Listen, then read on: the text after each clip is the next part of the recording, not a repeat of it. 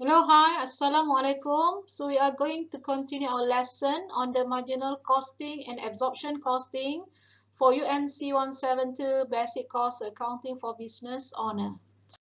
So our topic outline is the first thing first, we'll cover the over and under absorption of fixed overhead, the net income comparison statements, the profit reconciliation statements, the differences between the two costing statements, and the advantages and disadvantages of the two costing statements. Okay, last time we have go through this example, the Energy Water Private Limited. So we see that the cost per barrel is 16.5 for the marginal costing and 17.75 for the absorption costings. And we see that the inventory units for the year 20X3, there is closing stock 10,000 when the unit produced is higher than the unit sold, 70,000 versus the 60,000, and the closing stock will be carried forward as the opening stock in the year 2000 X4. Then plus with the unit produced 100,000, which is the 110,000, and minus the unit sold, which is the 90,000, that give the closing stock 20,000. So it seems that the stocks units is increased. So we see what is the effect of this inventory when it is increased or decreased. Okay, so next is the income statements for marginal costing and absorption costing. So last time we have covered until this income statement. So we have the contribution margin for the year 0x3, which is 1,620,000, and the year 20x4, which is 2,430, and minus all the fixed costs because the variable costs already deducted earlier. So after the contribution margin, we just minus all the fixed costs, which is the fixed selling, admin, manufacturing overhead, in total 150,000. Information on this you may get from the slides. Okay, so the net profit under marginal costing year 2000 X3 is 1470 and year 2000 X4 is 2280. Okay, that is for the marginal costing. Then for the absorption costing, we see that the cost of sales consists of fixed manufacturing overhead, and the variable selling expenses and fixed selling expenses will be deducted after the gross profit as the period expenses, period cost, so 110. So plus with the administrative expenses 30,000. So that gives the net profit absorption costing year 2000 X3 1495, and for the year 2000 X4, so we see that there's an increase in the closing stock units that give the closing stock value of 355,000. That gives the gross profit of 2452.5 minus with the period cost give the net profit of 2267.5. Okay, so in this absorption costing statements versus the marginal costing statements, we see that the net profit of these two statements is differ. Okay, so one is a 1495, another one is a 1470. 1470 for the marginal costing and 1495 for the absorption costings. So they are referring to the similar information, but at the end of the day, the profit is different. So the differences in the profit need to be explained in a statement called as a profit reconciliation statements. Okay, before we go to that, so let me explain the over and under absorptions of the fixed overhead.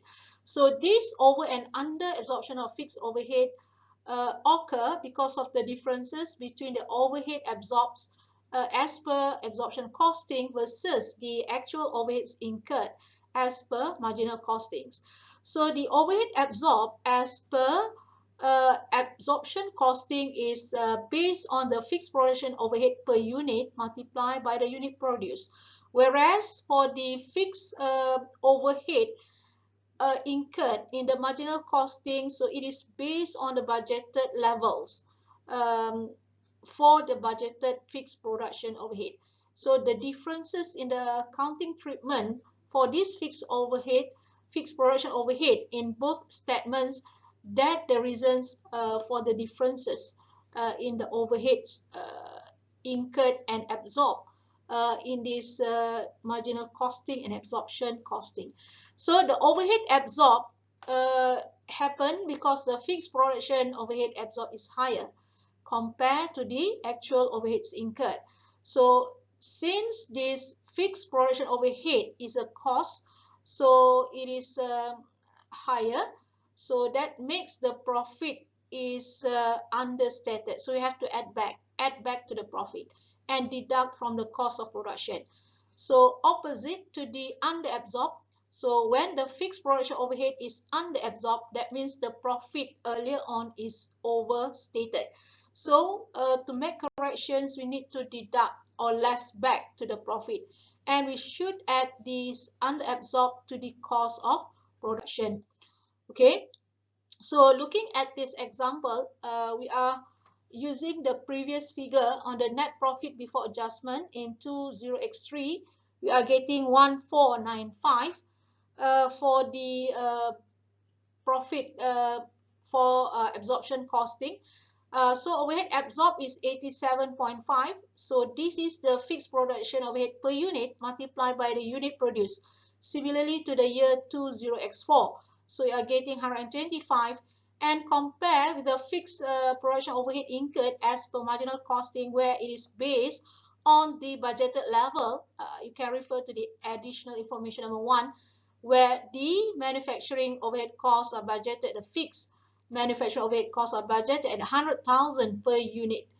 So this 100,000 per unit as the fixed manufacturing overhead incurred compared to the fixed manufacturing overhead absorbed.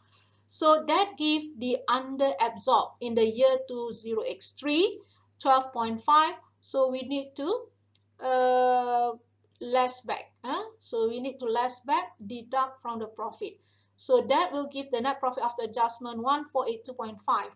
And for the year 20x4, we are getting over absorbed. So over absorbed makes our profit understated. So we have to add back the net profit before adjustment to get the net profit after adjustment 2292.5.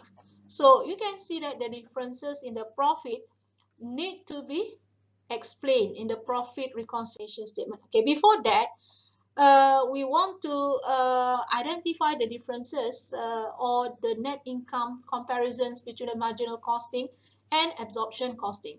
So when the production units are equals to the sales unit, so the net income marginal costing or the net income absorption costing will be similar. So the problem is when the production more than sales unit or the production unit less than the sales unit. So when the production units more than sales unit, that means there is a closing stocks. So that will make the net income marginal costing lesser than the absorption costing. And when the production units is less than the sales unit, so that means there is no closing stock, but it is why it is less than the sales unit, probably because of the opening stock units are available. So that will make the net income marginal costing is more than the absorption costing, or otherwise the net income absorption costing is less than the marginal costing. Okay, so as I mentioned, these differences need to be explained in a profit reconciliation statements. So under absorption costing, amount of fixed production overhead is carried forward in the stock as part of the inventory value. And this cost will be charged against sales of a later period. But for the marginal costing, only the variable cost is used as the inventory value and to be charged against sales of a later period. So the differences in the inventory value or inventoriable cost under absorption costing and marginal costing contribute to the differences between the absorption and marginal costing. on the expense of the fixed productions overhead. So the differences need to be explained through a profit reconciliation statements. You may start with the profit as marginal costing, or you may start with the profit as per absorption costing. So if you start as the profit as marginal costing, any increase in the stock unit is add and less any decrease in the stock unit. So how to get the increase or decrease is by comparing the opening stock unit versus the closing stock unit. And the differences, which is the increase or decrease in the stock unit, you need to multiply by the fixed production overhead per unit. Okay, looking at this example, Energy Water Private Limited.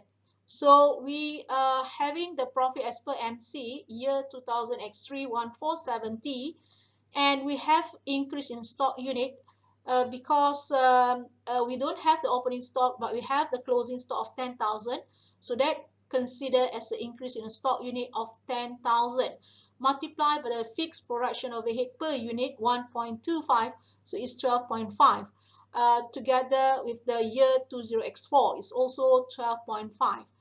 And there is no decrease in the stock unit because in the year 2000x4 we have the 10,000 unit opening stock and the closing stock is 20,000, so increase by 10,000. So there is no decrease in the stock unit, so it's a zero or nil in both year 2000x3 and 2000x4.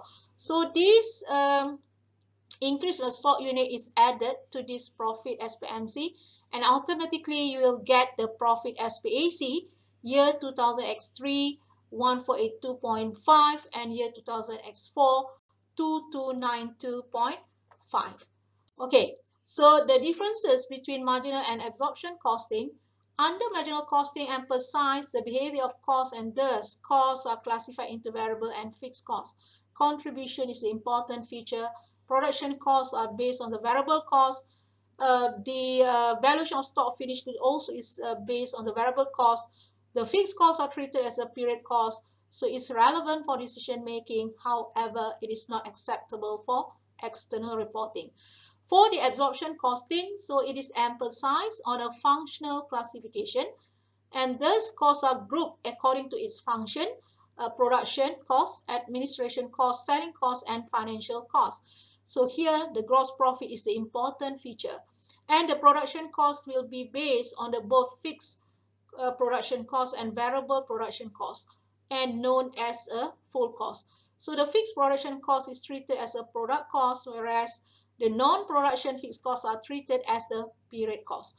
So the valuation of stock inventory of a finished goods is based on the full cost, which is the variable and fixed production cost.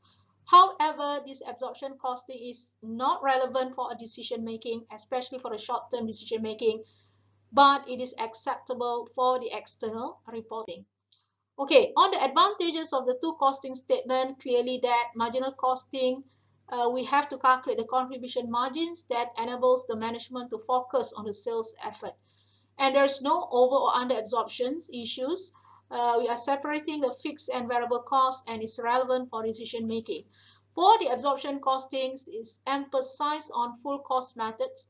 So all costs are included, are considered, and the gross profit is the important feature. Is separating the product cost and period cost, and acceptable for the external reporting.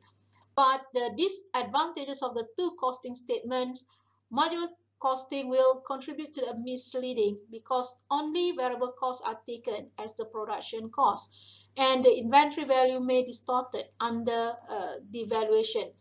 Distorted means the inventory value may be undervalued. So contribution margin may be insufficient to cover the fixed cost, and it is not appropriate for a long-term planning because it is not include a fixed cost. For the absorption costing, the disadvantages are it's difficult to make a decision making because it consists of fixed cost, which is the fixed cost does not respond to the level of activities. Okay, so the all type of costs are considered and do not separate into fixed costs and variable costs, and it is not appropriate for a short-term planning. All right, so that's all. Thank you very much for your attention. Assalamualaikum.